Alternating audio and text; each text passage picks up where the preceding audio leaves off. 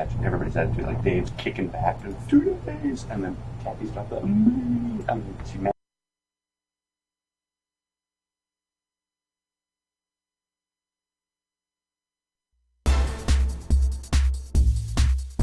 I'm in Max. You are listening to Happy Jack's RPG Podcast. I'm in Max. Pursuing the RPG hobby with reckless abandon.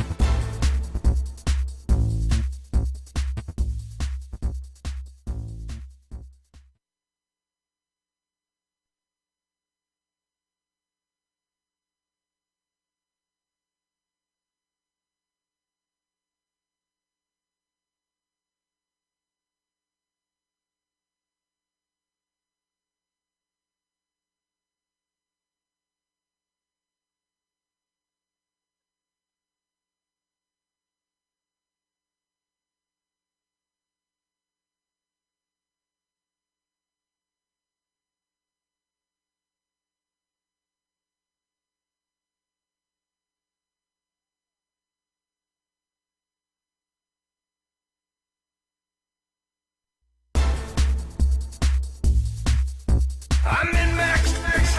You are listening to Happy Jack's RPG Podcast. I'm in Max. Pursuing the RPG hobby with reckless abandon.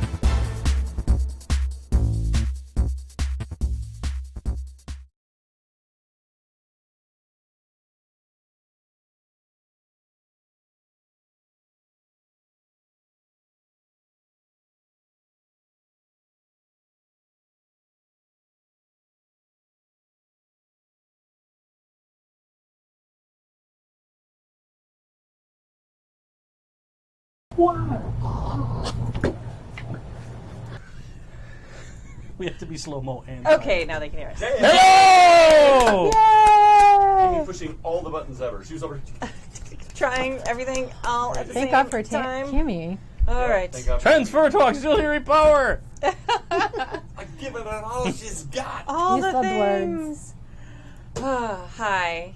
This is the Happy Jack's RPG Podcast. And this is episode 22. 6. Yes, There it is, it's very 2206. exciting. Yes, very exciting. Star date, Yes, 2206. and my name is Kimmy. My name is Gina. I'm Kadane! Right? I'm Sistoric. Stork. And Stu is not with us today, but we will soldier on. We will be Muddle fine. on. Yeah. Exactly. It'll be fabulous. Yeah. The weather here in Southern California has gone up between 2 days, 25 to 30 degrees. Yes. It went from like, I don't know, mid to upper 70s to 118 today. And I'm Well- not kidding. It's like Chronicles of Riddick out there. You said it was We- 118 at your Yep. house? We Yeah. finally joined the rest of the country who's been having heat waves on and off Clearly. for like 2 months, though. So- So, So I think the weather change Yeah. coupled with the bad air has knocked Stu out because I'm not feeling very good either. Yeah. Now, before we start, Oh, yeah. these were bought. What are they? They're Mickey's Big Mouth. Now, Stu and I, and we may have talked about them on the podcast here. This is what we used to use back in the day to get ourselves, like when you could find a guy that would buy you a beer, you would want the most powerful beer you could get. Mickey's Big Mouth. It is terrible. It's a malt liquor, and I'm going to sip this the entire episode because if you pound it, there's no getting up out of that. Yeah. as I said, when you got said you this. found them, I'm like, where, a dumpster? Yeah. Or, because... You can still find them at You should any find them around corner a liquor dumpster, store. yeah. Yeah. It's absolutely not a beverage that you'll find at your finer establishments. That's one of those things. I'm Like, trying to remember if it's going to taste as bad as I I'll remember. see you in a Yeah. week. Anyway, all right. In this episode, we discussed Mr. CJ's post on the forum about eschewing shades of gray. Jeb sends us a note about Fear the Con, a new book, and an observation. Blake from Australia sends some comments and on episodic games and new players. And Eric from New Jersey sends us some info for the LARP curious. If you'd like to email us, you can email us at happyjacksrpg@gmail.com. That's happyjacksrpg@gmail.com. We are on the social medias, and I actually know what they are, so I'm better at introducing them than Stu is. We are Happy Jacks RPG, all one word. We are on Twitter, we are on Instagram, we are on Facebook. We have a Facebook community and a Facebook fan page. We have a Discord. We have all the things. So, and yeah, as always, you can find us on our forum too. So if you go to happyjacks.org, you can find the Discord and the forum under the community tab. And you can watch us live at happyjacks.org/live. You can watch our APs and this show right now. YouTube is having a fight with us. We might break up. Not really. We're not really going to break up with YouTube. But it's so you will not be able to watch the live stream on YouTube for a couple days, probably. So if you're watching this, you're at happyjacks.org/live, or you're on Twitter or Twitch. Twitch. So thank you. All right. I did it. I did the thing, guys. did the It's awesome. thing. Awesome. Yay.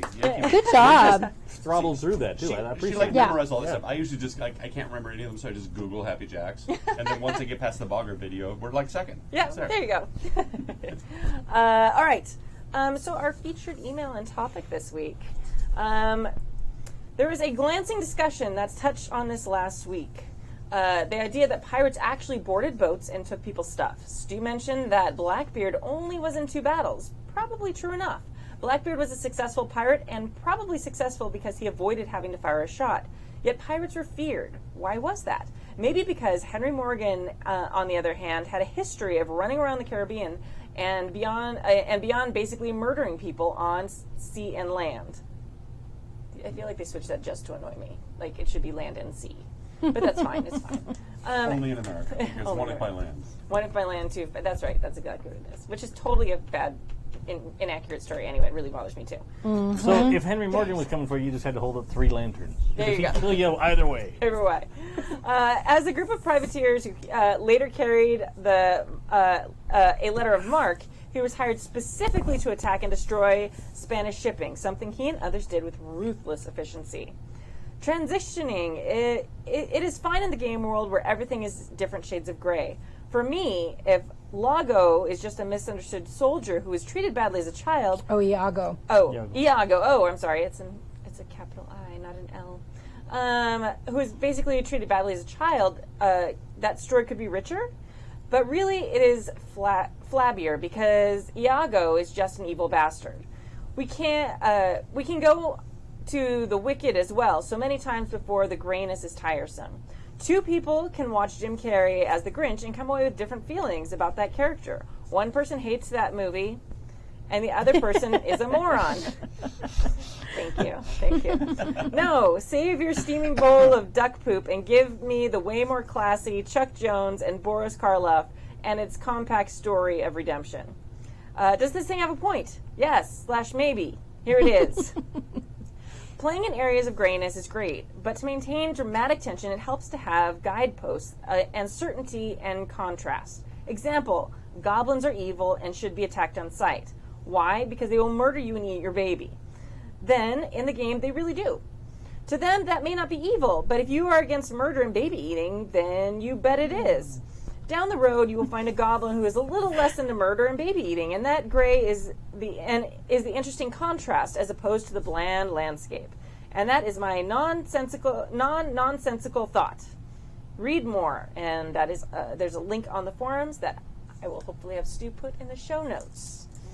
So, Yeah, how What do you do guys you think? how do you play that moral gray, that moral between the 2 poles? How do you play that gray area, and how do you make that interesting? Because you can just be non-committal, right?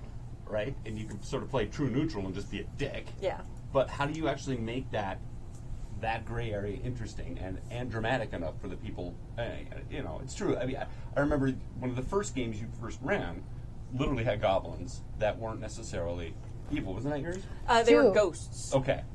And you want to sum it up? I know we talk about it occasionally, but you can sum it up. But it ties in with this. Yeah, it was. They were like an island, and the party came upon like this cave that was full of like shades and different ghosts. Not shade, like, oh, I'm at the beach, I'm sitting in the shade, but like ghosts and things like that.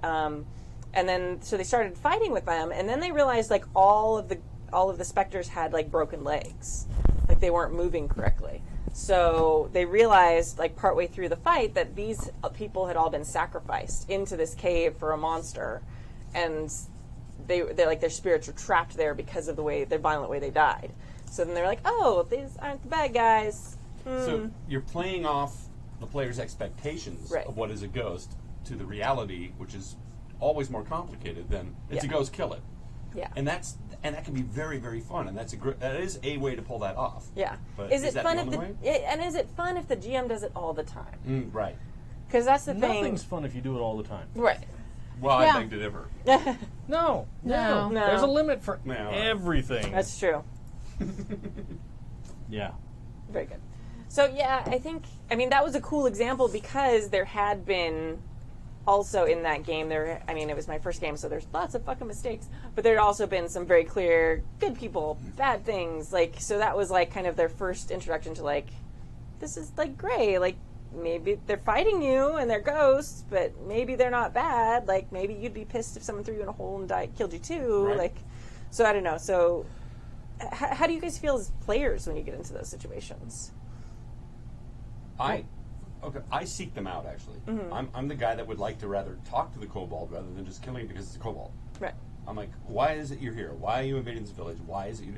But that's not always what people want to do, But why are you talking about experience points? But I don't know about that.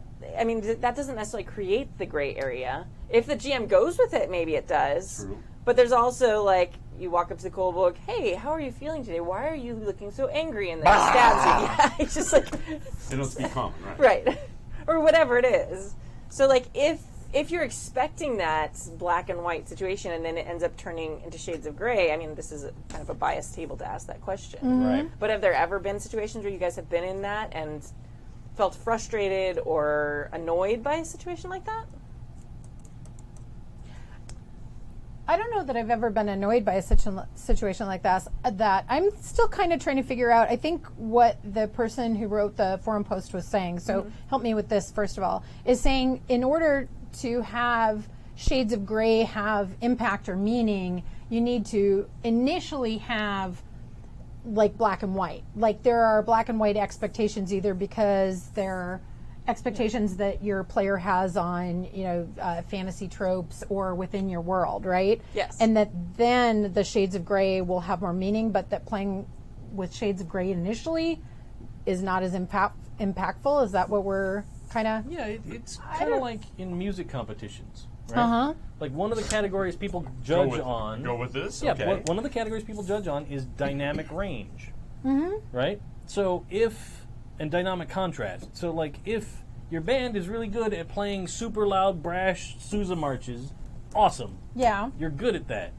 But if you don't tone it down and play something soft when you're going past the judges, you're going to get fucked on your score. You need to show that you can do both things to create a balanced sound and environment. And it goes the same with GMing. Yeah.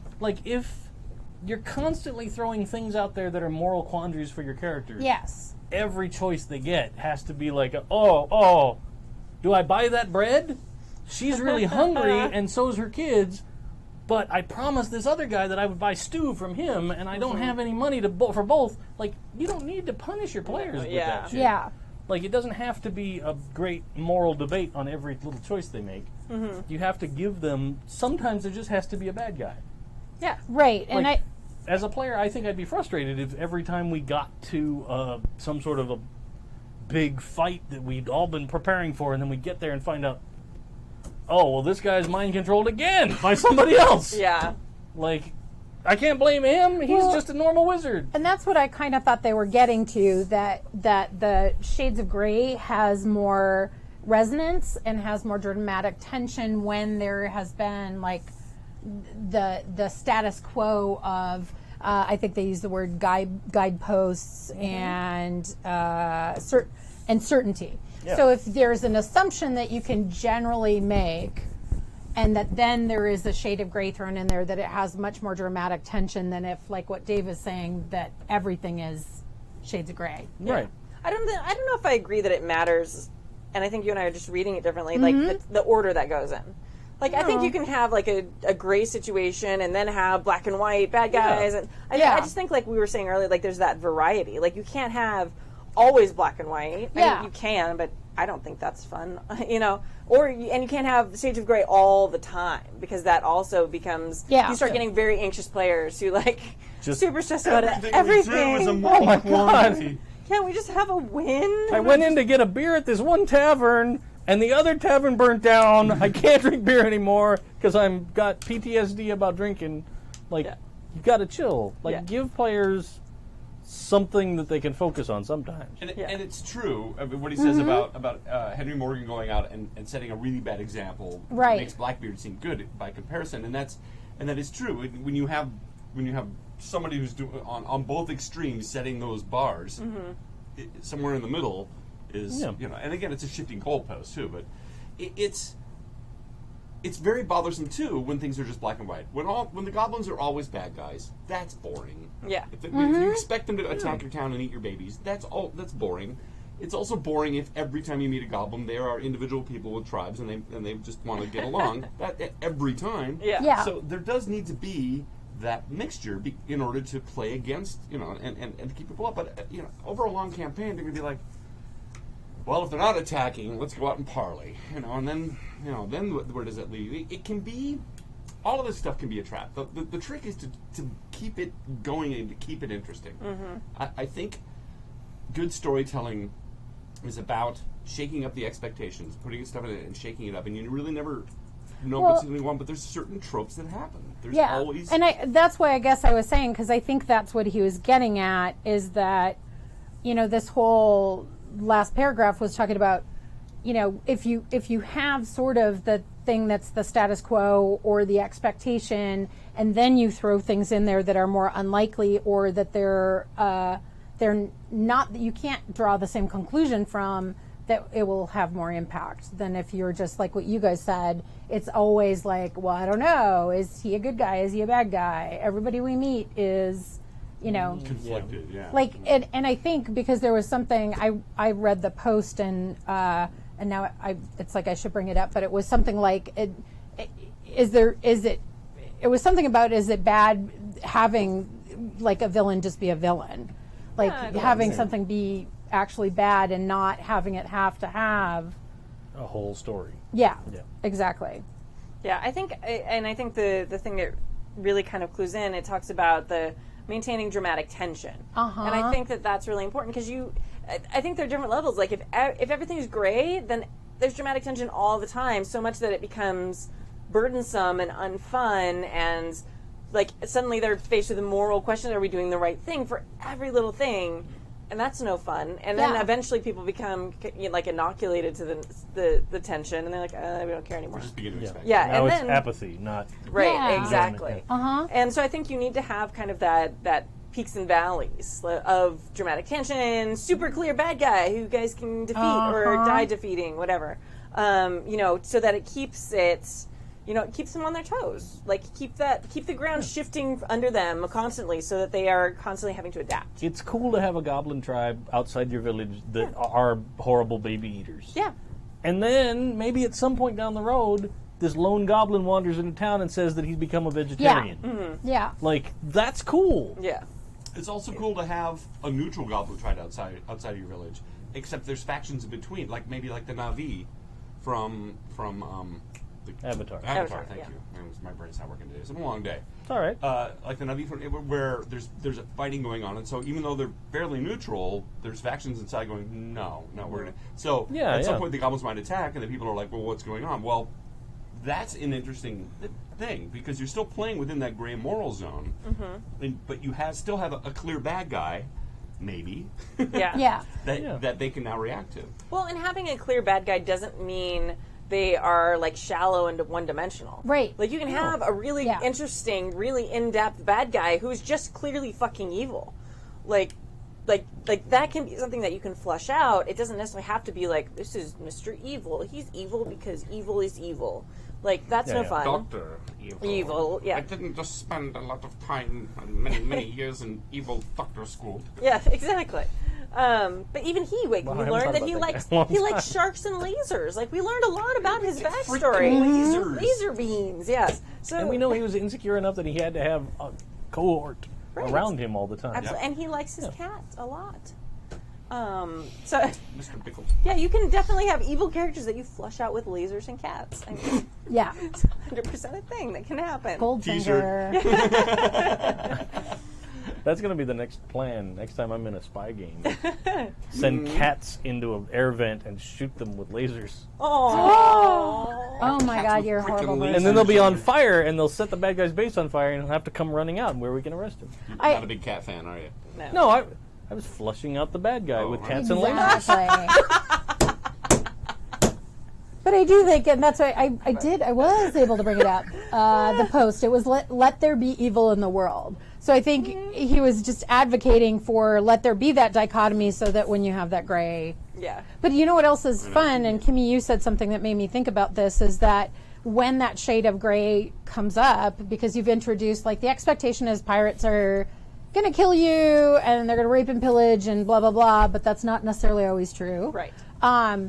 But that the person who just black and white says, I don't care what you're saying, you know, Teach is just as bad as everybody else, and it's black and white for me, even though other characters can maybe see nuanced shades of, yeah, but wait a second. Right. You know, those goblins just told us, that was Stu's game, I think, the goblin one, where they were like, hey, they told us if we didn't do this thing, they were killing all our women and kids. Yeah. Right?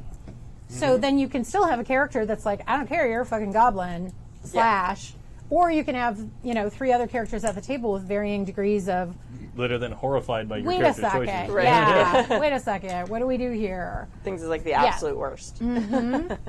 I think every good story really needs to be more complicated than just black and white. I mean, even Darth Vader, though he dresses in black and breathes heavy and chokes people out, is a complicated person. I know, take off his helmet, and all of a sudden he's like So, a nice dad dude. yeah, that my son. The only thing he knew about Darth Vader was, he got a cool Darth Vader plushie toy from a friend a friend of ours that gave it to him when he was like 2. And B, Darth Vader was the guy that showed up to help train little kids to be Jedi at Disneyland. Yeah. Oh. But they fight him. They fight him, but it's a training Yeah, thing. so They he's didn't like get it, sensei. okay. And he never got that Darth Vader was a villain at all. And then when I sat him down and we both watched the first Star Wars film, like, we got to the end of the movie and he was just in tears. Like, he was just completely shattered. And you're like, what? And I was like, His what? POV was Darth Vader wasn't Darth a bad Vader, guy. my- And then my he literally friend. looked at me, tears running down his cheeks, and he goes, Darth Vader's a bad guy? And I was like, yeah, buddy. And then we had this whole conversation about people make bad choices, but sometimes they can make good choices. And Teachable moment. but yeah. man, Yeah. I was rocked because I was like, how do you see him as anything but a bad guy? He's one of the best bad guys in cinematic history. I'll No, be the but then- baddies. Like- We've got skulls on the uniforms. If you guys haven't seen that, I think it's a bit of. It's not a bit of Fry Laurie. It's and it's not Little Britain, but it's the same actors. Check it out. But it's Are We the Baddies? You can call it up. And it's 2 Nazis questioning their place in the Nazi regime. And they look at their uniforms and realize there's skulls on them. And they question, are we the baddies? And Yes, you're the motherfucking Yeah, baddies. right. Yes. That's a good point, though. It's, I mean, Well, it's it's done from just, a and comedy Webb. angle. there are so many. Okay, there are so many examples of this. But I was just watching a documentary on Station X, which is the place in Great Britain where they broke the Enigma machine. So they had different huts that worked on different parts of that code. Bletchley but Park. at Bletchley Park, in that mansion, and then they had a bunch of other places where they worked on the different codes for the different parts of the armed forces. But they had interviews, because I think this was in the 90s, so probably less people alive now, but then they had interviews with some of the guys who were in the Nazi army. And it's just, for us, like in the 2000s, like, I'm just like, holy shit, that guy's a Nazi. You guys Like, are he's just- totally talking about shit. Yeah. Like, and it's freaky to me because, like you said, it's like there are people in that army that were like, yeah, it's point of view. They're We're just not saying people. any. Yeah, there's people. These people everywhere. Yeah. Doing things that. Yeah. Well, I think going back to your Star Wars example, Stork. it makes it Like, simpler. Well, yeah, Which it is makes better than talking it's a about lot things. simpler. Like, there was ultimate evil there. Like, yes, Darth Vader was not ultimate evil. He ended up having a good side, but the Emperor didn't. So even Yeah. in that story, I mean, Yeah. I think that's kind of the best, and that's generally the template I use, is like, there are lesser baddies that are like that gray zone, and then there's usually like the big bad or the boss that's like that. They are ultimately evil. Like regardless, like it's political motivation. They want to get rich. There's something super selfish about their motivations, and you really can't like. You can't really like. Oh yeah, no, he's a fine guy. He's totally good. No. You're talking about Han Solo right there. He wanted to get rich, and he was selfish at the beginning, but that's his character arc. That's his character arc. But the Emperor doesn't have a character arc. That's true. Like he's just like the embodiment of pure evil. Yeah. Right, exactly. Because you need that at the end of the line. After all the gray figures that were you redeemed all the way up to that, that's the guy. Yeah, I mean, and that's part of it. Devil. Is all those characters you redeemed in those gray zones help you in the end fight the real bad guy. Right. I mean, that's kind of like the usual story format, and it works well for games. There's a couple of games, I won't name them, but there's a couple of games where you actually can redeem some of the characters that you get, that they're part of your crew, and then at the end of the big fight, they help you out with it. At some point, you have to sacrifice one of them, and it's a whole cool kind of concept. But it's neat because all of these people that have questionable moral values that you turn to join your crew and show them a different part become loyal to you and help you out. Yeah. What? I'm just super happy with my alcohol choice. Oh, all right. Yeah, it sounds fascinating. What is it? I was at the liquor store Yeah. and I discovered that the winery where I got married down in Temecula is now making a sparkling wine with vanilla, Tahitian vanilla. Yeah. I'll have a little tiny bit of that. I can't have a full glass. Give me just like a taste. Vanilla makes everything taste better. It does. It's really good. It's really my favorite flavor in perfumes and stuff. Yeah. But again, I mean, If it's at done the well. risk of beating a dead horse, Yeah. I think that complicated storytelling, and that's the idea, is it's easy to just have it simple. You know, the guy's wearing black, he's got skulls on his robe. Of course he's bad. Why would you think otherwise? Well, He might be goth. Yeah. he might also just like you had you point. played a death worshiper character whose idea was to usher people to with happiness. Yeah. I'm moving you up to meet my goddess. This is a good thing. Yeah. Right. And Death it's is a natural part of life. Absolutely. And But it's other like, people might. Yeah, absolutely. And so the skulls on the Well, then D&D fucking fucked her up because I had a cool idea, and then they actually wrote the book about her, and I was. And the skulls on the outfit are just part of the fact that you are, you know, moving them on to a better life, into the happy hunting grounds or Valhalla or whatever. I mean, you should be. So it's not. So what you put on the skulls, and maybe even the Maya and Aztec put on the skulls, is different than when we walk up and go, "She's got bloody skulls on a uniform. Take her out." Yeah. Exactly. Yeah. I think what's fascinating too, though, is that no matter what you introduce, whether you think you're concretely introducing baddies or that you've got something in shades of gray, depending on motivation, a character's point of view introduced to anything that you put in front of them might be different.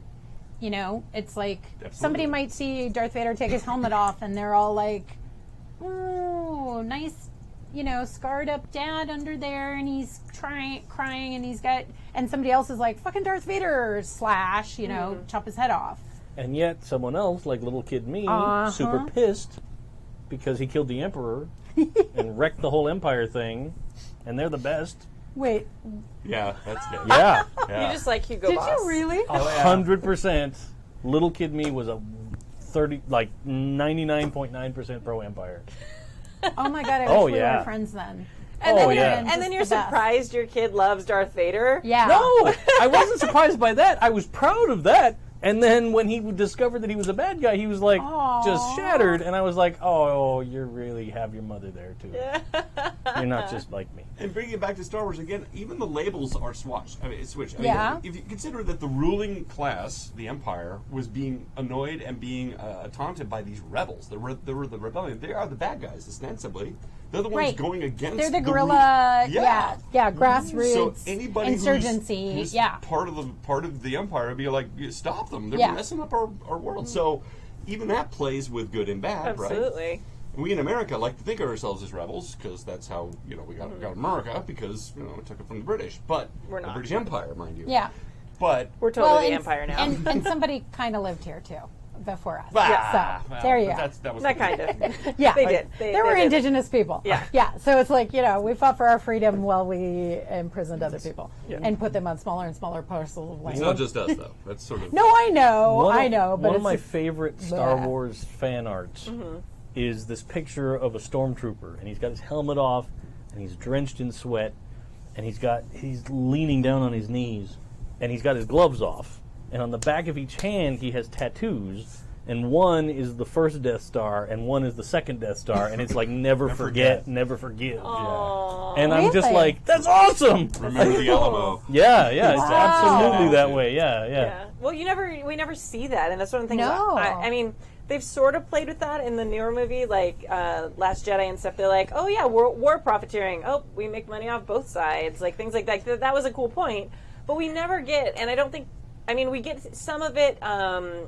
Clone Wars had some times where you went to planets that were not part of what was then the Republic. Yeah. You know, the other side. And I haven't finished. Rebels yet, so I haven't seen if they go there. But it would be super interesting to see, like, someone who's just living on an Empire planet, just like a teacher or a mechanic or something like that. They probably think it's great. Like, Or Well, alright. not. Yeah. no It is different completely- than They're just anybody used to else it. who lives in There's some sort of always a political government. structure. Yeah, Yeah. there's Yeah. Yeah. Yeah. I mean, unless they're doing the day-to-day murdering of rebels, like they may have like no idea. So it'd be a really fascinating, like, to Yeah. encourage that gray area, to flip it around and have that where like the rebels are the bad guy. Yeah. Why I really did like That is interesting. the lead-up story to the second Battlefront game Yeah. that came out, because and the second Battlefront game, like the single-player story, I haven't ever purchased it because I never got around to it, and because of the outrage. Those of you on the internet, you know what I'm talking about. But I did read the book that came out that was like a prequel to the game, and it was fascinating because it was written entirely from this perspective of an Imperial Special Forces unit. Oh. And like it's all them, and they're going on a mission, and they're doing stuff, and it's all perfectly reasonable. Yeah. Like they are just soldiers trying to protect their government Yeah. and stop bad guys And from doing what stuff. they're being told Yeah. to do. And they believe in it. Right? Yeah, and But they don't have to believe in it. They were told to go do it, and so you go do it. That's And- what you do. You're a and soldier. at no point Yeah. is there like a moral question about what's happening there. It's all it's stuff that's all. The game happens in the aftermath of the destruction of the second Death Star and the death of the Emperor. So it's this Special Forces unit from the book that ends up going on a bunch of missions to try and deal with the fact that, oh, well, our leader has been assassinated, and yet another trillions of credits have been flushed down the toilet because the rebels have come and blown up our new project, and like all of that stuff. And I'm like, Death Star's been blown up by a bunch of teenagers. I'm having a bad day. and I dig that story. Like I dig having that story. You're reminding me of like what's Stu's most unfavorite book to film adaptation. Well, the Starship Starship Troopers. Right. If there was a straight Starship Troopers like movie, like that would Yeah. be. That's kind of like what you're talking about. It's like a different point of view. It's the super straight up, like, you know, service for your citizenship and And it's the same kind of thing with like the Ender's Game, yeah, I Yeah. was just gonna bring that up. right? You know, like That's all over. brilliant kid Yeah. raised to fight off this alien menace. They're not really bad guys. No. Yeah. But he just did what he was told and then discovered later, oh shit. Oops. Yeah. Yeah. There's other books, by the way, that flesh that out. Yeah, it's super good. Well, anyway, there's Speaker for the Dead, I think I'm- is the next one. I'm smelling a dead horse. Yeah, We've probably. Genocide. and- Yeah, there you go. Awesome. All right. Well, that was good, and it's always nice to bring Star Wars into stuff. Right? All right. So, who played games this week? I did. Yeah, Gina. What did you Just start at this end of the table and work our way down. There you I go. know. No, but now I think there should totally be a Troopers game, like and you should run that because that is totally your jam, my friend. Let's all play contractors. Where on you the, play- on the Death Star, and then the Or rebels just attack. play, yeah, Yeah. Because imagine the news stories. right? You know, 500,000 armed forces people die Yeah. in an insurgent attack Yeah. on a imperial installation. Yeah. remember the Alamo. Yeah, like you were that's saying. some fucked up shit from Yeah. that perspective. Like, holy crap! Like, if we discovered suddenly that 100,000 U.S. troops were just killed I'm serious. at I a think 4th that of would July be. party. I think that would be a or something, fascinating we would all be like, "Ooh!" game and exploration of that. Like totally flip that on its head. I think that'd be awesome. I played. I played a couple games at least. I played Tears and Kisses in the Rain on Saturday. So we finished up. We did a short 2-story, 2-session arc of that game. It was really good. Abria played a character who the playbook is called the Revolutionary Firebrand. So she kind of, So is it a PBTA game? it's a PBTA game that's cyberpunk, but I always say it's got a rock and roll heart. So it's definitely more feels heavy, and there's a move called Open My Heart to Rock and Roll. So you can absolutely trigger a move by saying there's a specific song or something playing that means X to your character. So music figures into it heavily, as well as like the relationships between characters. And I think the creator has done a really great job of the mechanics kind of supporting it being difficult in this dystopian cyberpunk world to connect with people, even though ultimately the game pushes you to want to connect with people, but you're not equipped to do that. And the character or the playbook that seems the most equipped to do that is the android, Renegade Replicant, which is really fascinating to me. So the Replicant ends up having more trust and more ability to connect than the other people who are equipped to live in that world. Well, that's what I always got out of Blade Runner. to begin with. Exactly. Yep. He's more human than human. Yeah. Truly. Yeah. I actually got to be able to watch some hours saw of that you, game, and yeah. your GM, as I learned from him because he commits. He'll commit to a bit, and there were moments where the samurai, when he's playing corporate overlords and Yep. such, and he drew lines in the sand, and he was able to bring in these bits to box you guys in very quickly and very cleverly, like any corporate genius could. And I've never been good enough playing these sort of corporate sleazebags, and he had it down. It was really good. There were a couple of times where you guys were like, I guess I don't have a choice.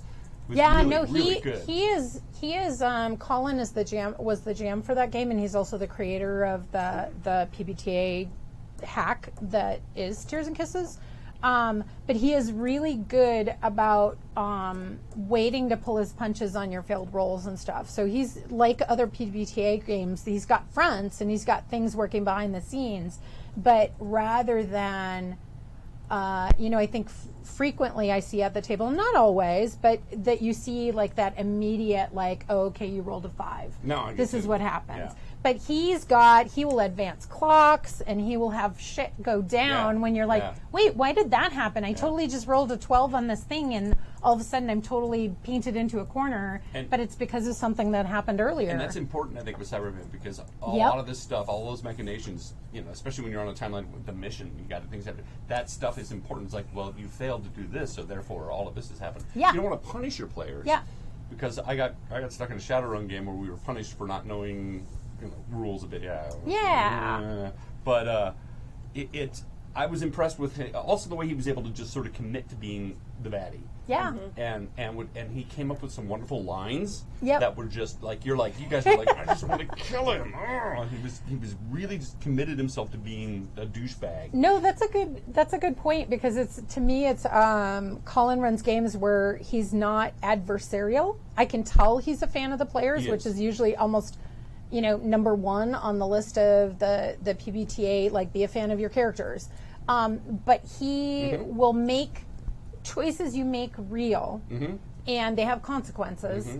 And so the stuff you fight for is all the more hard won and meaningful because he's not going to play softball with you. And it's hard for me, and I've been in games like this where it's hard to be a bad guy, playing the Yeah. bad guy, and not be a bad GM. Like, people think, oh, no, we're Yeah. against the GM. And he was able to disconnect and make his bad guys Yeah. be really bad, and then drop right back in and being a fan of the players again.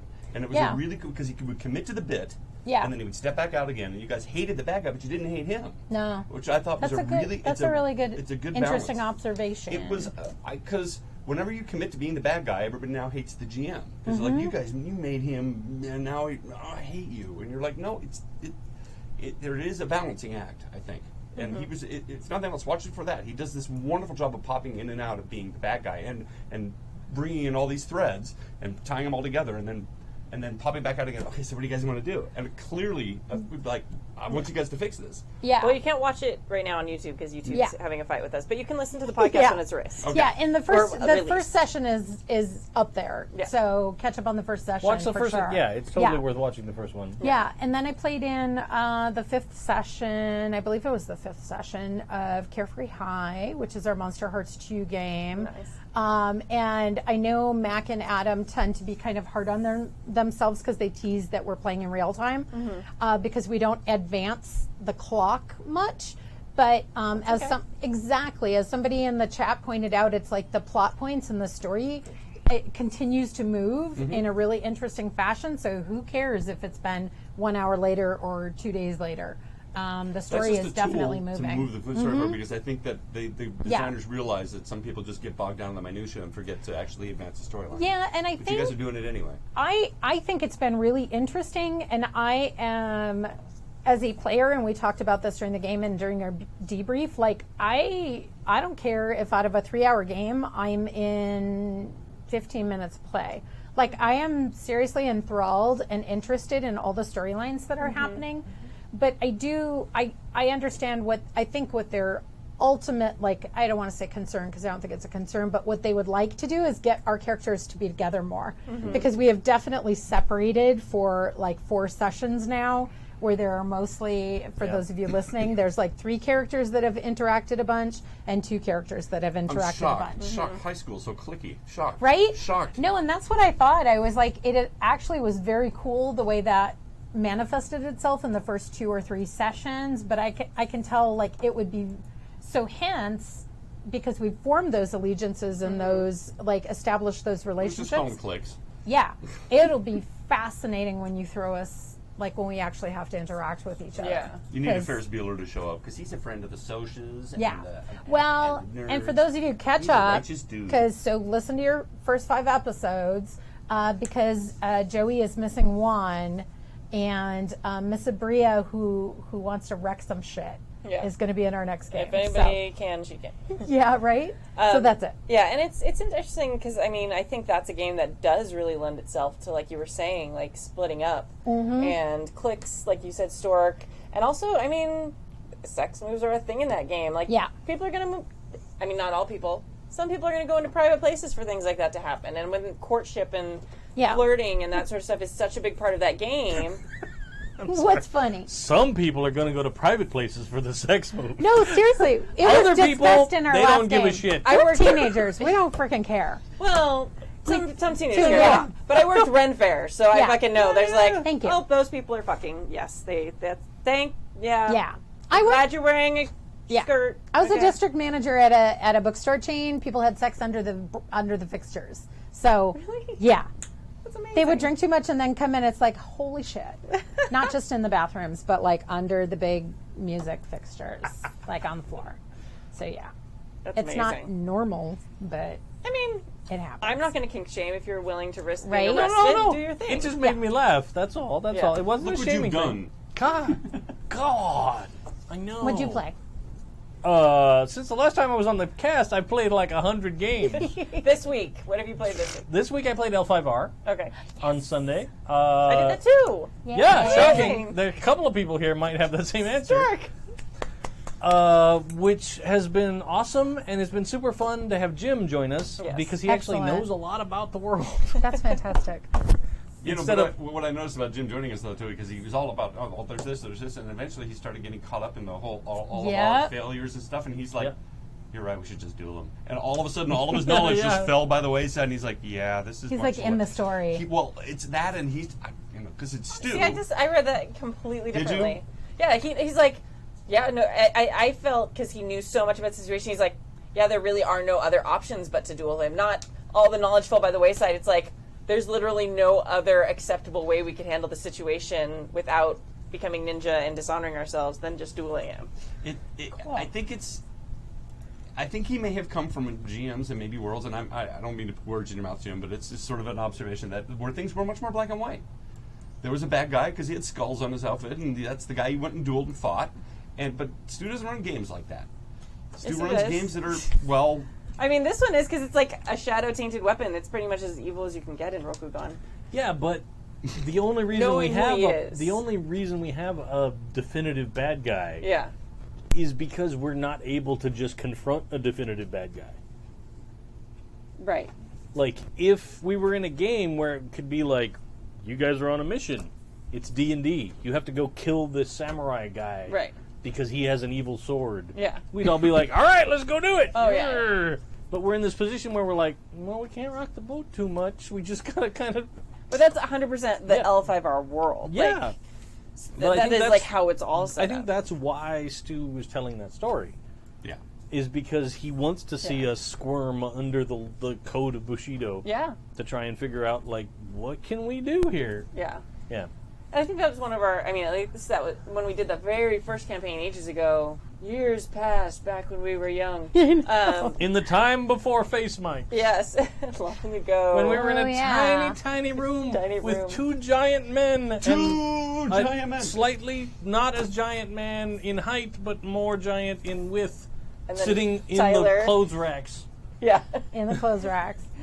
What did you guys feel? Those of you looking at me right now, Yeah. directly behind me is a tiny room. It's a sound booth. It's the recording booth where we recorded the original L5R. Yeah. And it was Stu on one end of the table, Stork and Tyler on the long sides of the table because they're 18 feet tall, Yeah. and me on the other end, literally between Ren Fair costumes hanging on a rack. I would just like to say we played Sturmgeist in that room. We did? With like Five. five players Yeah. in a jam. They took out the Ren Fair costume, so... No, they were there. they were still there. There's Dave's sound spot. dampening. They're They are. It's a part of the acoustics. Can I ask, how did you guys feel starting up again? I know it's been a couple sessions now, but like in your... I just wanted to say the thing. Please. Sorry. Back long to before time, before we got distracted by describing the sound booth. I think one of my favorite things that made me fall in love with L5R so much is, like we've described it a bunch of times, it's a party of paladins. Like, we all have to follow that code. We're not allowed to be murder hobos. I mean, we can, but there's, like, very real consequences in the world if we do. It's not just, hey, if people find out. It's like, no, there's really, like, consequences. Yeah. So I think that's one of the built-in things if you're doing L5R right is that, yeah, if you're playing Samurai, that's a thing. You can't just, like, murder hobo your way through. You can't just go kill the guy with the evil... I mean, we could try, but there's going to be, we'll probably be murdered or be executed. Our clan will be in dishonor. Wars will start. Like, there's so many things that'll snowball because of that action. I don't know. I think that's one of the coolest. It's all like the spider web that's kind of like and every tied samurai together. movie I've ever seen has that exact same questions that go on. Whether it's Seven Samurai, and their overarching good deed is that they're saving this village, or even Last Samurai, where these guys are rebels, but they still are adhering to the law of Bushido because their leader isn't. So it's a whole.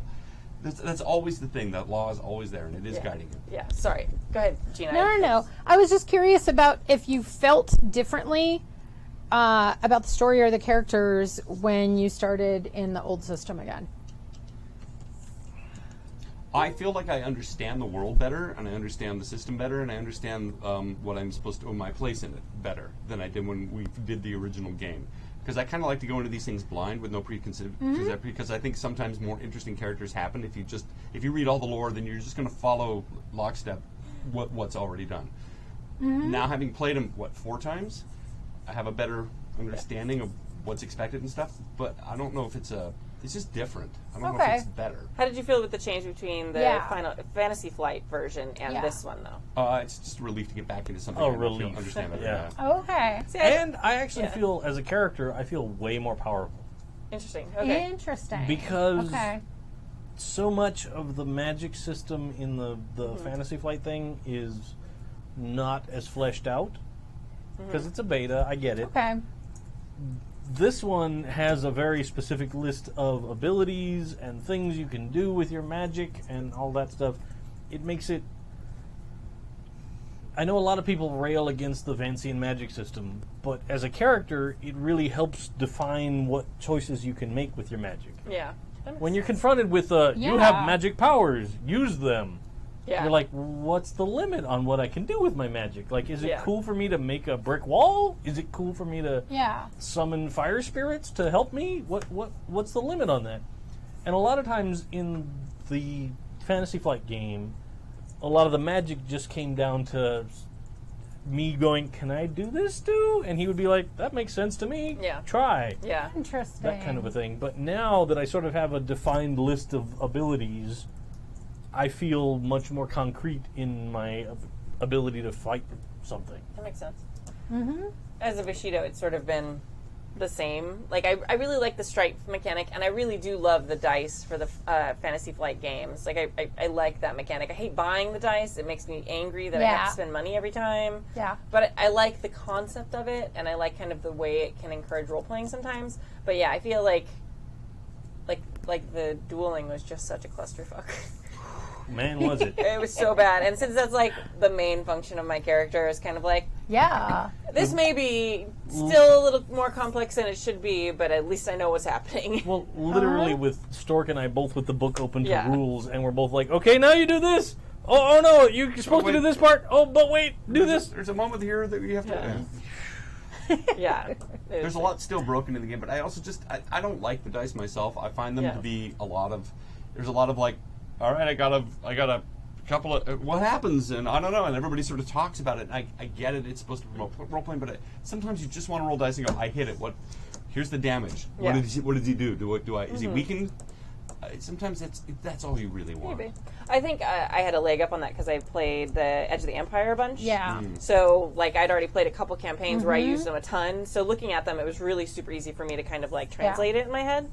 So, it probably takes more than 5 sessions to really start to become comfortable with something like that. Sometimes there's just so many options, too. I mean, like, even Stu was like, all right, you roll a perception roll. Okay, I got to come up with 3 other things you guys might have observed about this. And there's really... and sometimes it overcomplicates what can be a simple thing. My impression of that, because like Kimmy said, mine is just based on the Star Wars games.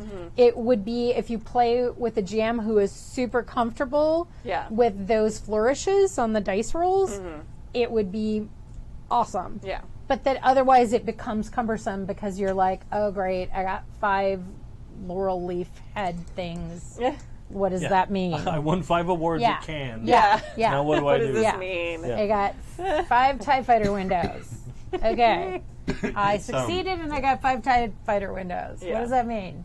Yeah. It does promote creativity, I guess, but sometimes, too, it can be cumbersome because now everybody's trying to think, because oftentimes, too, all right, so what happens? I don't know. You got all these. What do you want to have happen?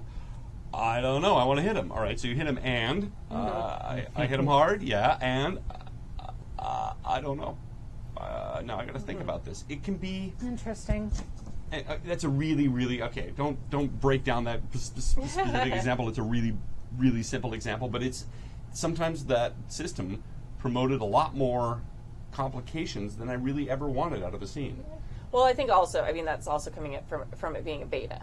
Like, there was a lot of drama with that. And I think, like, Edge of the Empire, like, there are parts of it that are more complicated than I prefer in a system, but the dice mechanic is, once it settles out, it's pretty clear. Yeah, it's okay. It's doable. Yeah. And I haven't played the Genesis system Kava! yet. Kava, get the It's been a long time. It makes me wonder, though. It's kind of an interesting conversation for a different podcast, probably. But it's like the Mutant Year Zero system that gets applied to Tales from the Loop and Coriolis and Gen Lab Alpha. And it's like in all of those games, maybe to greater or lesser effect. Where it's like it's really, really good in Mutant Year Zero, and these are the Free League games. Yeah, the Scandinavian stuff. Yeah, and I think it's decent in Tales from the Loop, but like maybe less so in Coriolis. Even though Coriolis is a fucking fantastic book with an amazing fleshed out world, but just like does the mechanic. That was actually a problem for me. Yeah? Because we'd be playing L5R on Sundays, and then Monday night I'd come back to run the Tales from the Loop game. Yeah. And I like Tales from the Loop really Tales comes from the down Loop. to just elegance. Yeah. Like, let me put it this way. In that game, I have never had to look in the book for rules. High five. Never once, as a GM.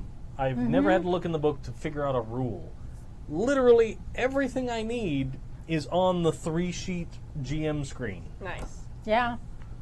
And it makes it so simple to tell someone, like, oh, okay, well, you want to go fast. Body and move. Mm-hmm. Cool. Nice. You want to figure out something that's research-based. Comprehend. Yeah. Kind of, like, it's really easy to get into that. And then it has the mechanic of extra successes equal extra cool stuff. Yeah. And all of that is right there on the GM screen, and it's so simple to understand. That now, having run, 10 sessions, Yeah. I hardly even look at the GM screen because it's just easy to know, like, oh, okay, cool, here you go.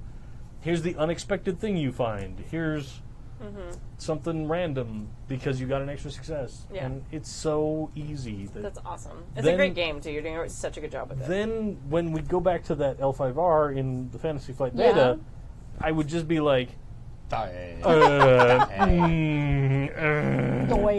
like really working hard to try and figure out what even dice would I roll in this situation. Right. Interesting. That's the part that I had a hard time with. Like, it was so easy in the Tales That's from the Loop stuff interesting. to be like, cool, you're trying to go fast, I know what to have you roll. You're trying to hide, I know what Yeah. you're going to roll.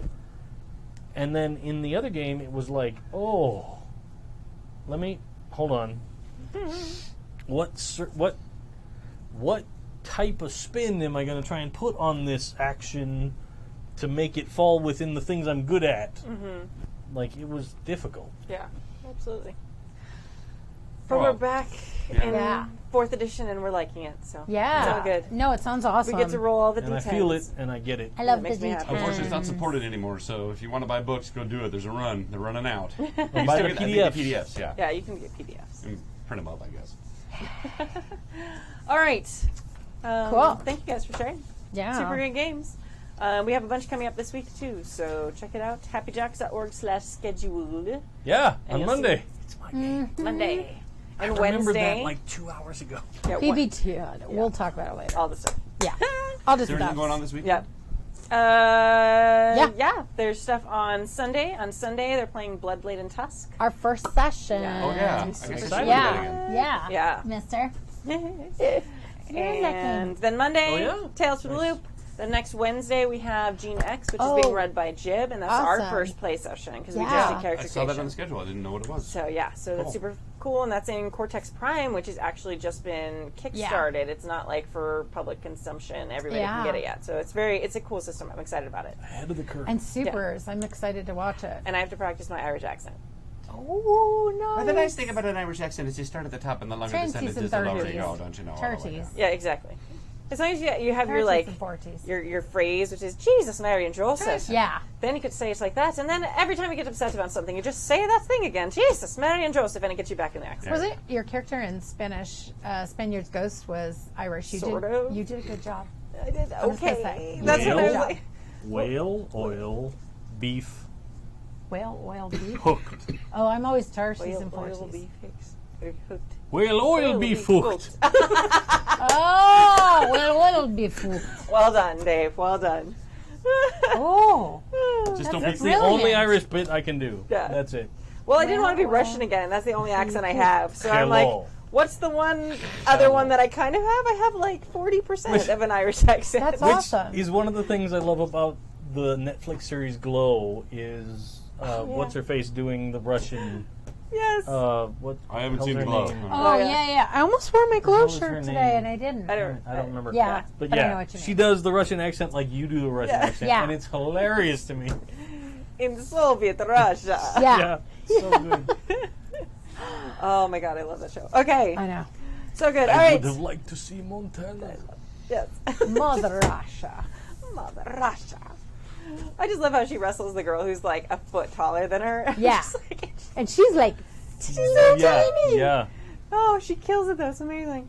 All right, first email. Okay. Enjoying the show from Wow. Blake in Australia. What's the first one? Who's up? I already read, so I'll somebody do it. else. There you go. Stork. This is Blake Ryan from Australia. There you go. Join the show. Recording Episodic a monster of the week games. You can have new adventures that are spawned from old ones. For example, if you can have new adventures that are spawned from old ones. Yes. For example, if the PCs cleared out a goblin lair, goblins, Goblins? Goblins. They're all evil. gobos. Baby eaters. what moved in there created a different problem. Also, who were the goblins working for? Did they send more powerful groups against the heroes? In either scenario, they have their end of game resolution, but their actions have ongoing effects. Regarding odd expectations for newer players, do we want to talk about that? We kind of covered some of that already, yeah? Yeah, why don't we Kind finish of. the email All right. and then we'll talk about Okay, it. regarding odd expectations for newer players. Game masters often point to TV shows and movies for character concepts or locations. But the downside is most media characters are 5th to 10th level in terms of capability. Okay, that's a broad statement, but okay. Resources I get that. and Yeah, or me too. context. Well, yeah, because they're not very good yet, yeah. Or they're better than average. I'll read that again just because. Are 5th to 10th level in terms of capability, resources, and or context. You can point out that the game is the character in Season 1 or Movie 1, not in Season 5 or Avengers Assemble. Also, long character creation for traditional games where they wait between I want to play and okay game starts can be frustrating. This can be overcome for newer players that are partially filled out or with partially filled out pre-gens and filling out some details / backstory in session 2 or 3. Very glad there are these other gamers out there who honestly want to help others enjoy gaming. Yay. Happy gaming all. Powered by the apocalypse all the way! Yeah. Woot. That is interesting because I think, Yeah. I mean, we're lucky with our group because I feel like more of the time we try and do the opposite. We're like, oh, this is an idea that's been done in this movie. I don't want to do that idea. I want to do something different. But I think that for a lot of newer players are like, oh, I love this guy in this movie, and I want to make something like that with his name in the movie is Steve, so I'm going to call him Stan, and he's going to be a barbarian just like in the movie, and all. I don't know. I made a lot of Aragorns. Yeah, I really did. You I made a still- lot of Aragorns. You are not alone. Still made. it's Yeah. okay. He's a great character. I'm Yeah. okay with this. Kind of sometimes you just go with what you know. Or you go with what, especially early on, you want to go with what you want to play, the story that you wanted to hear. It's like I always want to know more about Aragorn, Yeah.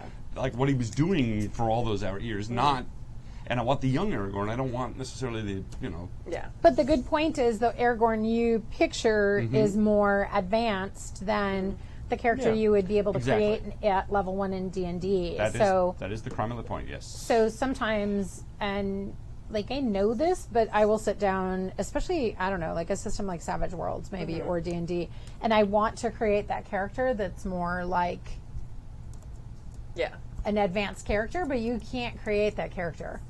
Like you have to think about, I always try to think about Buffy Yeah. and the first, the evolution of those Yeah. characters throughout the season. So like Willow in season 1, even Buffy in season 1 is not Buffy in season 4. No. Yeah. Well, and I think we've talked about the Dresden Files a lot with this. Yeah. Like Dresden in like the first book and Dresden later on, like totally different. You've got the power creep that happens. And I think it's okay to have new players come in with this concept that they adore and that they want to recreate, because I think that's an important part of role-playing games. And I think just like having that conversation with them about, hey, let's be a little bit realistic. You will be Aragorn or Aragorn, Teenage not Aragorn. Aragorn. Yeah. And probably X number of sessions. But for now, you're going to have to be like young Aragorn, who's just got the hots for Arwen and isn't brave enough to say anything and hasn't really done anything. But you're super handsome. You can shoot a bow and you speak Elvish. You got that going for you, so that's something. The whole weight of your entire lineage on your shoulders, and you have no ability to do anything. Congratulations. Yeah. But you can't tell anybody who you are. No, yeah. I mean, is that a problem, do you think? Yeah. No, and I think No, it's less so now than it used to be. I think.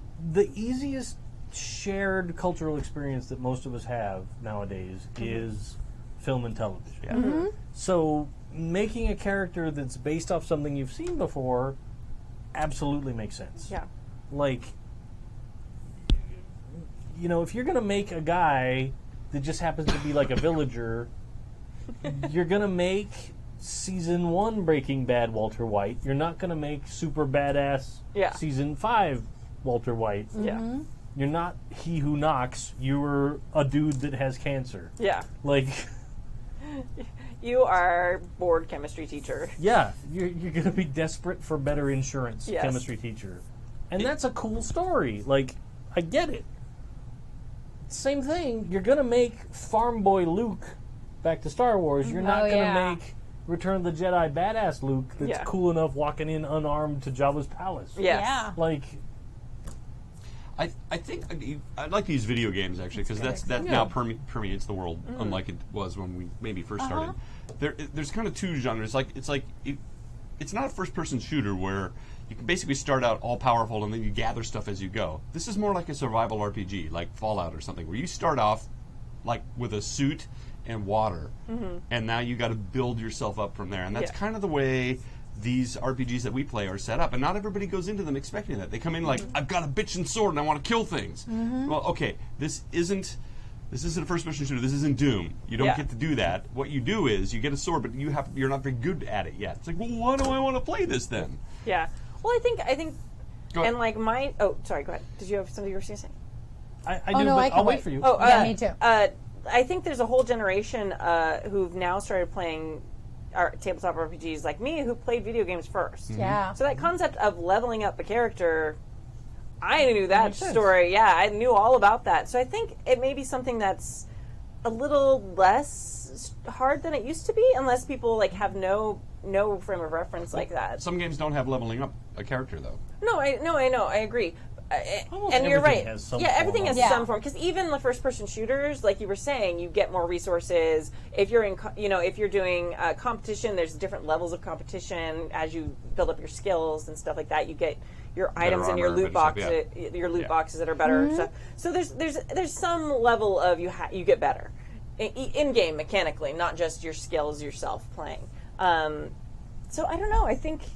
I mean, it's still a problem. I mean, it's interesting that still exists because I've sat down at the table with people I know who know video games, who know how these things go, Yeah. who've leveled people in WoW from 1 to like 100, and they're like, "Oh yeah, this is how you level things." But then they do sit down and they're like, "What do you mean? What do you mean I'm not amazing?" It's like, I think too it depends on the story. Why that- should I be scared of that rat? yeah, the story you're going to tell or the story you expected to tell. Right. And I think you have to make that clear in the beginning because something you were saying, Dave, reminded me of, if you're going to play a funnel game or you're going to play like Dungeon Crawl Classics and you're playing level 0 characters or Mutant Crawl Classics, and I expect my characters to kind of be, if they survive, they're fucking lucky. Yeah. And in fact, in Mutant Crawl Classics, there's a stat called luck. But if I expect that, then that's cool. But if I expect like the story we're telling to be more epic in nature, then I'm maybe going to be a little bit bummed out that I can't do the things I want to do. I mean, we've talked about that before. yeah, But what I wanted to say is, Yeah. let me bring it down for the kids. When you make a first level RPG character, you're that Fortnite character just jumping off the bus. yes, You have some kind of a pickaxe. Maybe you paid some money to be part of this game, and you have a cool looking pickaxe. Maybe you subscribe to Amazon Prime, so you got a bunch of free stuff that makes you look cool. But you're not going to be that dude that plays Fortnite 24 hours a day. nope. You're not going to be that streamer that makes $300,000 a year playing Fortnite. You're going to be a dude that lands and scrambles around looking for a gray shotgun to try and survive for 2 minutes. $300,000 a year playing Fortnite. Oh, Yeah. way more than that. Yeah. That was a conservative estimate. Yeah, they But- make ridiculous yeah. amounts of money. Jesus. Anyway, if you're one of those people that makes $300,000 a year playing Fortnite and you're watching this, give us some. Yeah. Yeah. That's my point. No. No, that's My not the point point. is, you start and you're a basic equipped person with a pickaxe. Yeah, And if you land in an advantageous spot and you get a purple assault rifle, awesome. You've made a cool character. but you're still not going to be the guy that has a bunch of gold weapons and a chug jug to survive the end of the game. Right away. That's not going to be you until you play through and find that stuff. Yeah. That's what you got to do. Yeah. And I'm playing Conan Exiles right now, which is not really an MMO. It's really more of a survival game. Yeah. Where you have to get stuff, and then the game is constantly knocking you down. There's purges that happen and attacks, and stuff rots and falls apart. So you're constantly upgrading. The point is that people are giving me hints and stuff, and I'm like, I don't want to rush to the end. This is about the journey. And I mean, I don't want to get to the end game as fast as I can. This is about finding it out on my own and discovering, and it is that journey. I find that much more interesting, exploring and figuring out, where does this door go? And oh my God, what is that thing? And what's its weaknesses? I find that much more interesting than if you go and tell me, or if I go online and find the quickest way to get through that dungeon. That's not interesting. Yeah. It's cheating. Sometimes that's interesting, but that's one of the things that really interests me about Stu's Bloodblade and Tusk setting is that it is quasi-historical in nature. So there is, it's Middle Ages Europe with the introduction of a fantasy element, which is orcs. But that we aren't starting with extra points or anything like that, right? Nope. So we are extra in some area, in some regard, and that is going to be our extra. Right? We're extra. We are extra just because we're, I don't know. No, I think that Carefree High is the extra game. Right? Like, it is extra. It is extra. And part of Stu's philosophy is that if you're chosen as an adventurer, you're better than the average bear anyway. Yeah, in some regard. So whether you're a tracker or you can shoot, you're a bowman or you're whatever. But you're not that much better. Yeah, you're not. You might be one of the best hunters in the village, and that will put you on the track of adventuring. But you're not. Yeah. But you're not the greatest hunter that ever lived. Yeah, and it's not hard assets sort of tracking, but it is to some extent. So there's a bunch of real world elements to that setting that I find fascinating with kind of regular people plus. Like the people you would expect to find traveling or adventuring. So it's like they have some expertise in some area, but I just, that's kind of fascinating. But we know that going into that game. Yeah. So we know we're not, fighting. And it gives us some place to go. We have things to go for. Yeah. Yep. Or like that Dead Rain game. Yes, right? I was thinking about that Nobody too. wants to play Joe Schmo, the subway guy that gets turned into the giant, horrible zombie monster. Yeah. Right? Right. You're all talented in some way. That's why you're part of the story that we're trying to tell. Yeah. And Joe Schmo's in like three or four of the other 5 areas. Right. But there's one area, that's why we're alive. That's exactly. That's Yeah. right. Yeah, whether you're a scrounger or you don't want to be the lady that doesn't listen to the radio and finds a zombie child in your house the next morning. Yeah. Like, that's not what you want. That's not you the want to game you wanna play. be the one that gets to the mall and has a chance to survive. Right.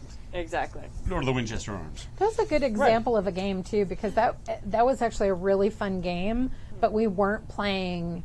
We were good at a thing, but we were kind of pretty normal. Yeah, everybody was kind of normal-ish. Yeah. That's Shaun of the Dead. I mean, the whole thing is like he's he's an average Joe. And my favorite scene is he storms across, and the zombie apocalypse is happening, and he's so wrapped up in his world he doesn't even notice. There's cars crashing, babies being eaten, and he's like, he's worried about the girlfriend right? that has a And boyfriend. he just it's. That's wonderful the that he just one understood. movie that I think about every time you talked about the Feel the Rock move. Yeah. Tears and Kisses. Yep. Is the Don't Stop Me Now. Yeah. Oh, I know. Having a good time. Like, that's the The only Queen thing I think song? about. Yeah. Every time. No, that's the best. It's a great movie. And Yes. It is. Simon Pegg is told geek cred. Woo. I think he was even a gamer. All right, moving Who's on. next? The next one's long, so you guys were going to split it, right? Yeah, do we Yeah, want to yeah. go paragraph, You wanna go paragraph? first? Do we want to bounce back and forth? Let's bounce It back looks and like forth. That's this- what Bria and I did last week. Yeah, it looks like 'Cause there's it's a really long. clear, delineation Yeah. point in the middle, though. Yeah, that's true. You want to do that? Why don't Sure. one of you start it, and One of then my when it scripts gets is to the played by ear. list, somebody else read it. Just feel. Do you want the first or the second? I am good with either. At some point, you guys are going to have to Rochambeau this. All right. He flipped a cork. Okay. I did, and it landed on And the it side, meant so it's fucked nothing. up. Go for it. Hey there! All hail Happy Jacks! Hey there. It's Eric from New Jersey writing in again. I listened to episode 2120 of your podcast and wanted to chime in on LARPs for Kimmy and other LARP curious people. My qualifications for talking about this hobby are basically that I have played and run LARPs for over 20 years. Whoa. Right? Over 20 years now, and I would like to think I'm a decent LARP GM. Ever learning new things to try and improve my game. Your podcast has helped out immensely in reminding me things like create problems, not solutions, and create problems, not solutions, and pursuing things that players find interesting. Yes, and.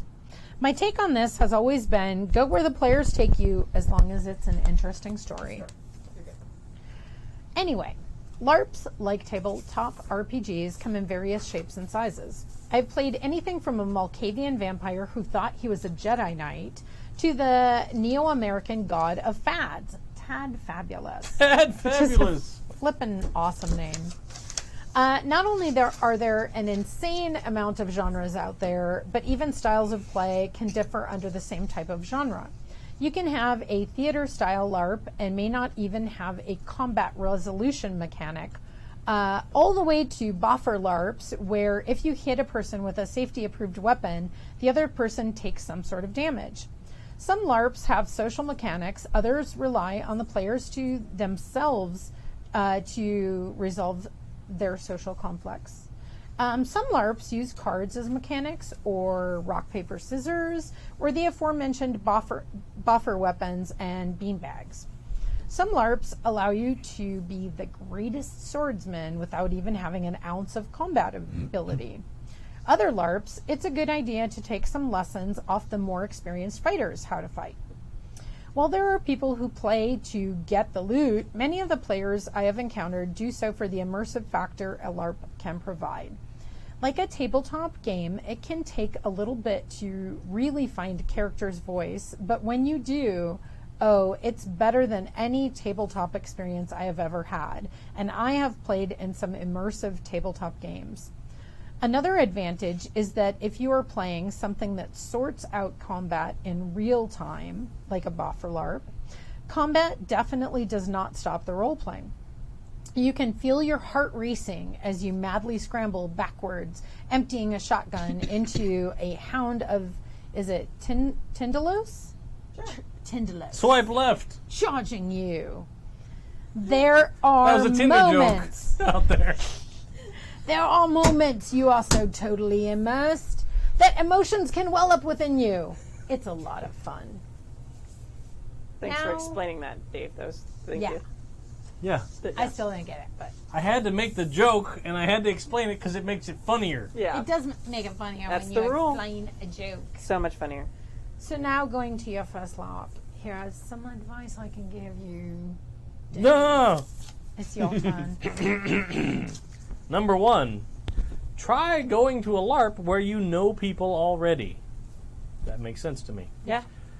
I know you've had people on the show who have LARPed before. If they are GMs, GMA, great, because that will have a unique perspective of the world and can tell you how to make characters that will fit in. That's true. If they're GMs, that makes sense. AKA, everyone likes and trusts worshiper of the great god Mitch. If you know other players, see if you can get in with them so that you start with some connections already. All hail Mitch. All hail Mitch. Right? It's totally true. Damn, Mitch! Everyone. Shit. In-game, a.k.a. everyone meet my cousin Ventar. He wants to see the kind of life I live. I want to play Ventar. Welcome, Ventar. Yeah. Hi, Ventar. How are you? Hey, Ventar. I totally named No, it. it's like an AA meeting. Yeah. Hi, I'm Ventar. I want to see what LARPing's about. It's been 30 days since I've hired a phase. I haven't LARPed ever before, but this is my first meeting. Hi, Hi, Ventar. Ventar. I used to be like Ventar and watched from afar, and now Yeah.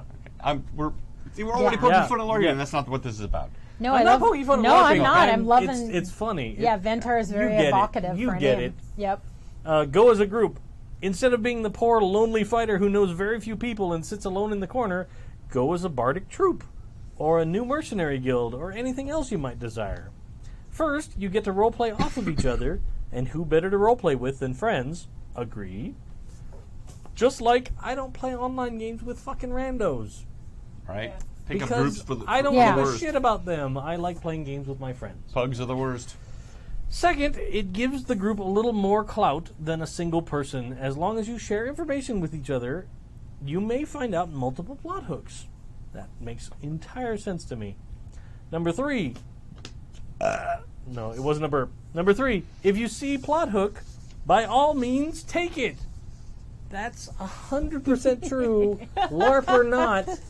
Video game or not. If you sit down at a con game with a person that's trying to run a game for you, Especially if the name is Dave. and you just leave shit on the floor because it was presented in a way that you didn't like or whatever, that's the plot. Pick it up and run with it. You're playing WoW. You don't run by the people with the question Just a marks little on their bit- head and yeah, then go click on the people that don't have If you one. see an exclamation point, fucking talk to that guy.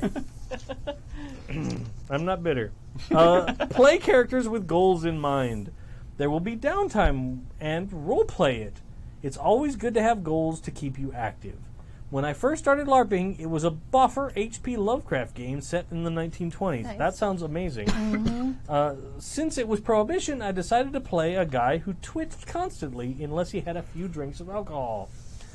This eventually led to him being an ordained minister so he could carry alcohol on him. Ironic, but true. Which Working. makes I see how that entire sense works. to me, which led to some hilarity when a reunion of Teddy Roosevelt's Rough Riders said a minister had to bless the silver loaded up in their cannon Betsy to fight the werewolf. It all started by having a guy who stayed active wanting to find booze. Nice. That's amazing. Exactly. Don't worry about screwing up as a new person. Most people are kind and will do their best to help you if a rule confuses you or if you forget something important. One time a group of us went into a game as NPC Desert Warriors. Problem was, the PCs in town didn't believe who we were and asked us our god's name. No one could remember for the life of them that Sandrian was our god. After a very quiet, we're kind of new and should know that moment, one of the PCs asked, "Is your god's name Sandrian?" Our eyes lit up, and we yelled a resounding "Yes!" That was good enough for the PCs to know we were telling the truth because they took mercy on the new player. That's right, because 99% of the time, people you end up playing games with that are already invested in the game want other people to play and have Yep. a good time so that they can keep playing the game. If you end up at a game with people that are a bunch of dicks, that don't let you make a mistake once in a while, that throw you to the wolves for the tiniest little breach of story because you're a new guy, find a different game. Yeah. Number 6, don't hoard information. I can't look at the camera hard enough to make this important. If you repeat information... Did you write this? No, I didn't. If you repeat information that you learned and keep people informed, you will be an invaluable person to many of the people there. I feel like that's what I'd fail at. If like, the I am GM gives you some kind of clue, don't be a douchebag and shove it in your codpiece. Nobody's going to look there to find it, ever. Or the magic bag of holding. Or Unless you're playing Monster Hunter. Is that what they call it now? Then they look in your codpiece. I had to enchant my codpiece in the bag of holding. there it is. Hey, There it careful, is. careful, careful. You hit your mic. I did. I hit my mic because I've been drinking Mickey's and champagne all night, and Right? it's a bad day. And I think the Mickey's is stronger. It is. Anyway, I hope this email had some use to it. LARP has allowed me to learn a lot about tabletop GMing, and also vice versa. May you get a shot at LARPs you want to play. Just like tabletop, they are games with rules, so do not fear them. Until next time, Eric, a.k.a. Eric from New Jersey, on the forum. All right. Thank you. That's a great... Yeah. Yeah, I like that. That's a good introduction to all RPGs, not just LARPs. Yeah. 100%. So yeah, thank you, Eric from New Jersey. I don't do it. New Jersey. There's a thing about actors, and I think it's also true with players. It's like a lot of actors talk about being generous. A generous actor. A generous actor is somebody who sometimes will leave moments for you, or they're giving their all to you. They're in tears. They're invested, which just brings out like, oh my God, they're crying because I'm being mean, and it just makes you more mean, makes you more invested in the scene. And I think with LARPing and with playing in general, if you are a generous player, other players will respond in kind to you. If you are helpful, if you are useful, or even if you're not useful, if you come up with something that can endear yourself to the other players, it's going to make everybody's life easier and much more fun, especially with LARPing, because there's so much less stuff that you can talk about out of character. I think it's really much more of a, no, we have a limited time, we need to get this done kind of thing tonight stuff. Yeah. As opposed to gaming where we spend hours sometimes just talking about what it is we're going to do. Yeah. Oh, definitely. Maybe you do that in LARPs, I don't know. No, maybe. Yeah. Thank you very much. I think that's everything. So we're all good. Anyone have any last statements before we log off for the evening? Anything you want to plug? Anything you want to share? Yes. Do you have stuff? I can Good start. I totally forgot to say, and I knew I played 3 games, and I was like, I can't remember. But I played a game online, my first game I ever played online, and I had some technical difficulties. Yay! But thank you to everyone who helped me. And Tomes ran a game of Misspent Youth, which was fantastic. No, it was for Gauntlet Games, which is awesome. But I got to play with another Happy Jacker, Heavy Metal Jess. Oh, nice. And I mean, she finally got to meet her. Fantastic. Yeah. I mean, I've been fortunate enough to play with Tomes before, so that was a lot of fun. And he's a fantastic GM, and he likes a lot of new games and new systems like I do. But Jess was fantastic. And I got to play with a woman who is in New Zealand named Lauren, and a guy who was somewhere in the eastern part of the United States, and so played with, totally people cool. that were everywhere. It's super cool. Yeah, and it was fantastic and a lot of fun, and I hope to do it a bunch more. Yeah, it's fun. It's interesting to do because you get there's you've got to coordinate time zones and all those things. Yeah. But when you play, after you get into the vibe of it, it's not that much different from playing at the table. No, I think you're a little more conscious of spotlight time and talking when you unmute your mic and stuff, because it can get probably chaotic. But like you said, it was very fluid and not odd or uncomfortable at all. Yeah. It was super easy. So it was nice. When we first started this podcast, playing online was we couldn't fathom that. It seemed so weird. And now with the advent of online games, like when we first started, the first online game was EQ, where everything was text based. You had to type really fast. It actually taught me to type really well. But that's all you could do. And then they got mics, and then they got video, and so everything has progressed. And it's the same thing now with online role playing games. It's like now you sit down, everybody's got a little box, and it's just like you're sitting at a table. Yeah. And we're so used to our computers now that it really isn't that big of a deal, more than it used to be even 7, 8, 9, 10 years ago. Absolutely, yeah. I remember when we started the podcast 9 years ago now. Yeah. Skype was a thing, but it was still kind of clunky. Skype only did one-on-one. Yeah, you could only do one-on-one. Yeah, Yep. did not do groups. Yeah. And now there's so many things Discord does group stuff, and Hangouts is now defunct, but for a while that was the big go-to. We actually used Hangouts. Yeah, a lot we did. And I ran games for Jackergon on Hangouts. Just and this stuff last like week we did. Oh, yeah? Yeah. Oh, okay. And all of us are so much more used to... No, Mook, that's how he plays our monthly game, is through Hangouts. But I don't know, maybe it doesn't have dice rolling mechanics and stuff, so you have to use a separate tab for... Hangouts is still a thing, but it's not a service anymore. Okay. Oh, got it. Okay, that makes sense. And I was going to say, all of us are so much more used to doing FaceTime on a computer, no pun intended, than we ever used to. We're now used to talking to clients, talking to friends, talking to multiple people. That it's so much easier than it ever used to be. People know what to wait. People know the connections are faster. All of that stuff has been sorted, and it's pretty nifty. It's almost as good as playing at the table. Just no snacks. Or you can't share a beer. Yeah. Maybe that's better, though. That's the thing that's the hardest for me when I'm sitting at a table is I want to keep moving, so it's where's the food in front of my face? Yeah. Yeah. So it's totally... Go ahead, Dave. I kind of walked on you. What did we say? No, I was going to say, that's one of the things I love about Tomes as a player and a GM, is that he's the dude in the pith helmet that dives into the darkest continent to find is. random games, and then he comes back to our comfortable, leather-clad, cigar smoke-filled club and talks about, like, I found this amazing thing in the wilderness, and you should all try it. And we try it, and we're all like, that is amazing. shit, No, that's I know. awesome. It's like I buy those things and I read them and I put them on a shelf and I wish I can play them. And then there are those people that are like, I'm fucking running this game. Yeah, I haven't read the whole. I've read it, but I only skimmed through this part. But I'm just gonna freaking run this game. Yeah. And I'm like, that is like heroic, you said, isn't it? It's Yeah. amazing. Yeah, it's awesome. And I was just gonna say, a week from Saturday, we're gonna play Cthulhu Dark on ShadowCon. Okay. So it's What system is that? I mean, like, it's not Cthulhu Light. It's Cthulhu no, Dark. it's actually So not this weekend too. Yeah, not Don't this get weekend, not confused. tomorrow, next Saturday. But it's a more streamlined sort of Cthulhu system that tells like serious Lovecraftian tales of horror and what Pelgrane Press. Okay. Who is Gumshoe Okay. and Knight's Black Agents Right. and Bob Gumshoe and Cool. and I believe That's it's awesome. a guy named Graham Walmsley is I think that's the name of the scenario we're going to run. Fabulous. Love the Yeah. gum shoot Yeah, and bubblegum shoot. Pelgrane Press has some really good stuff. Yeah. I'm a fan.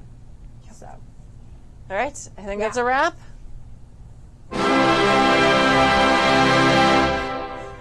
We're listeners of Happy Jack's RPG podcast. We get all our games. All right. No, I'm just trying to make sure I know which one is the one to go down. Thank you for joining us for season 22, episode 6. My name is Kimmy. my name is Gina. I'm starved. I'm tired.